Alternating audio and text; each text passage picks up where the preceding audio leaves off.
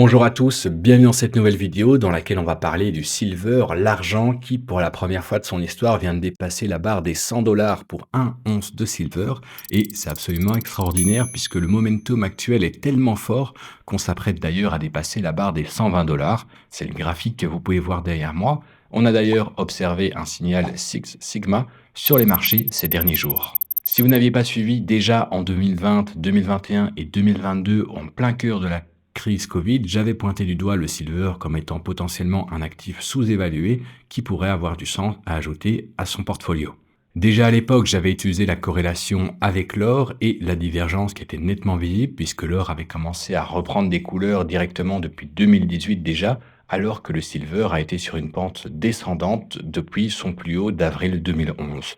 En même temps, j'avais repris ce plus haut d'avril 2011 que j'avais reporté à l'inflation et l'inflation que j'avais tout simplement projeté en direction des 2029 et de 2030 qui était mon objectif initial et au final ça a été beaucoup plus vite. Et pour répondre à votre question, si vous vous demandez la question comment j'étais obtenu cette année de 2029 à 2030, c'est tout simplement en prenant les chiffres des extractions minières et les projections des réserves disponibles dans le sol de silver.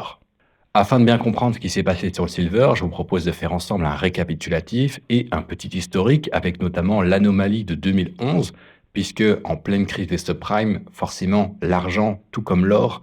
je vais dire qu'il a tendance à suivre, a joué son rôle de valeur refuge, ce qui l'a amené à son prix le plus haut historique, juste en dessous des 50 dollars début avril 2011. Juste après ça, les banques centrales du monde entier ont pris des dispositions très accommodantes et ont tout simplement lancé des campagnes de QE, quantitative easing, extrêmement importantes, ce qui a fait que les investisseurs du monde entier ont tout simplement délaissé les actifs risk-off, les safe haven assets, pour se concentrer sur les actifs à risque, risk-on, puisque tout simplement les politiques et les démarches des banques centrales étaient extrêmement accommodantes. Ils ont donc choisi de se diriger vers le marché des equities, notamment la bourse américaine avec le S&P 500. Et depuis ce plus haut de avril 2011, ça a été vraiment une lente pente descendante. On a vraiment vu tout simplement le silver perdre de la valeur jusqu'en 2020, au moment de la crise Covid, au tout début de la crise Covid, où on a vu la barre des 12 dollars être franchie. Je crois qu'on était aux alentours de 11 dollars et 70 centimes pour un once au prix spot. Au même moment, sur l'or, qui, je vais dire, normalement disposait d'une corrélation assez importante, on voyait déjà l'or reprendre un petit peu de force avec les acheteurs qui commençaient déjà à se manifester dès 2018, ces choses qu'on n'a pas vues, et pourtant la divergence, elle était déjà bien marquée depuis très longtemps sur les marchés financiers.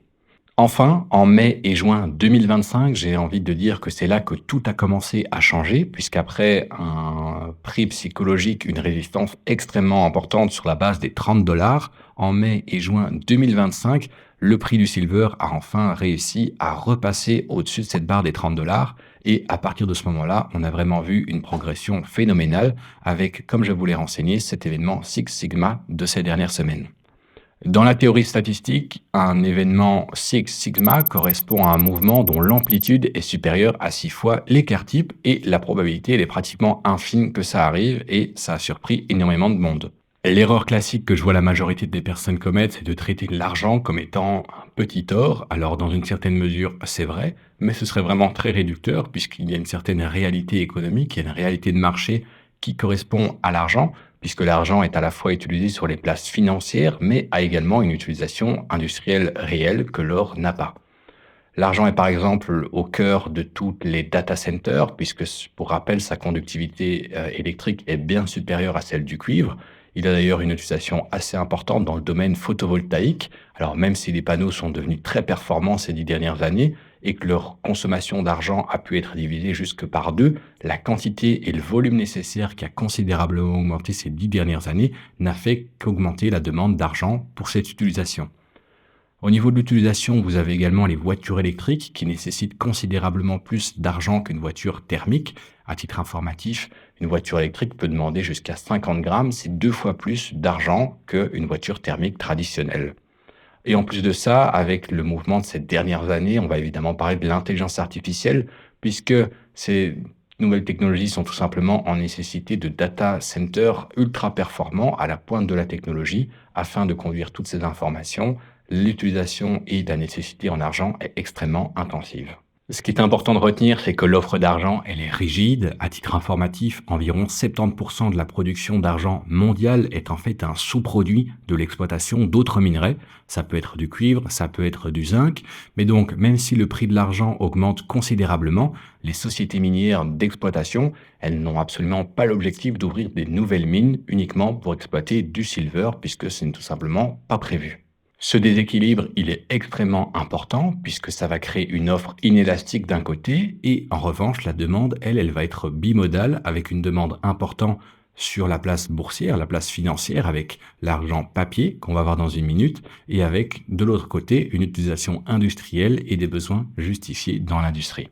Suite à ça, j'imagine que vous comprenez la grande déconnexion, c'est le point le plus technique par rapport à ça, puisque d'un côté, on se retrouve avec de l'argent papier qui est échangé sur les places boursières et en ligne, ça peut être sous forme de CFD, sous forme de futurs ou sous forme de ETF avec le ticker SLV, le plus utilisé et commercialisé par JP Morgan, dont on va parler dans une minute. Et d'une autre côté, vous avez des places de marché comme COMEX aux États-Unis ou LBMA en Angleterre, qui disposent de ressources en argent physique, mais une grande partie de celle-ci est déjà gagée ou prêtée et elle n'est donc pas disponible à la livraison, mais bien stockée pour des clients tiers. Toute cette situation, elle vient créer une illusion d'abondance, puisqu'en fait, pour chaque once de silver qui est effectivement présent et disponible dans les réserves des différentes places de marché, il y a plusieurs centaines d'onces de silver qui sont commercialisées sur le marché. Ça pourrait créer un point de rupture dans la possibilité et l'éventualité où un acteur industriel ou gouvernemental important souhaiterait tout simplement récupérer et prendre possession de son argent sous forme physique. Une des questions que vous pourriez me poser, c'est pourquoi l'argent, tout simplement, réalise sa performance maintenant et pas dans 5 ou 10 ans, comme on aurait pu s'y attendre, et pourquoi elle est réalisée d'une manière si importante. La première raison, c'est tout simplement puisqu'il y a toujours une notion de corrélation avec l'or, donc à un moment ou l'autre, cette corrélation devait redevenir d'application, et avec les plus hauts historiques qui ont été réalisés ces dernières années en enfilade sur l'or, ce n'était qu'une question de temps avant que le silver reprenne également de la force. Au niveau equities, avec le S&P 500 qui est tout simplement overextended ces dernières années, avec un ratio cours-bénéfice, un PE ratio, qui est devenu tout simplement beaucoup trop élevé pour vous acheter des parts de bénéfices, le silver est redevenu extrêmement attractif. Et si vous ajoutez à ça le ratio gold-silver qui est devenu le moment tout simplement le plus attractif de son histoire ces dernières années, puisque le cours de l'or a extrêmement augmenté alors que le prix du silver est resté flat, les défenseurs des métaux ont tout simplement vu de la valeur dans celui-ci. J'espère que cette vidéo explicative vous aura permis de comprendre pourquoi le silver était un actif sous-évalué, qu'est-ce qu'il était possible de faire, et si vous vous posez la question par rapport à mes prédictions futures par rapport à l'argent, je vous conseillerais tout simplement de regarder à votre portfolio puisqu'il peut être intéressant de s'occuper et d'effectuer des rebalancing flows, donc allouer tous ces gains à des actifs différents dans votre portfolio en fonction de votre choisi et votre profil de risque, tout simplement puisque j'imagine qu'avec une performance comme ça de plus de 250% sur ces derniers mois, le silver a pris une part considérable dans vos investissements et il pourrait aujourd'hui être intéressant d'effectuer ces rebalancing flows. Concernant l'année 2026, et ces P/E ratios qui sont extrêmement étendus, notamment sur les equities américains, est-ce que ça a du sens de conserver des métaux précieux? J'aurais tendance à dire que oui. Pour le marché des cryptos, je ne vois pas non plus les choses s'améliorer sur l'année 2026. Et pour ce qui est des marchés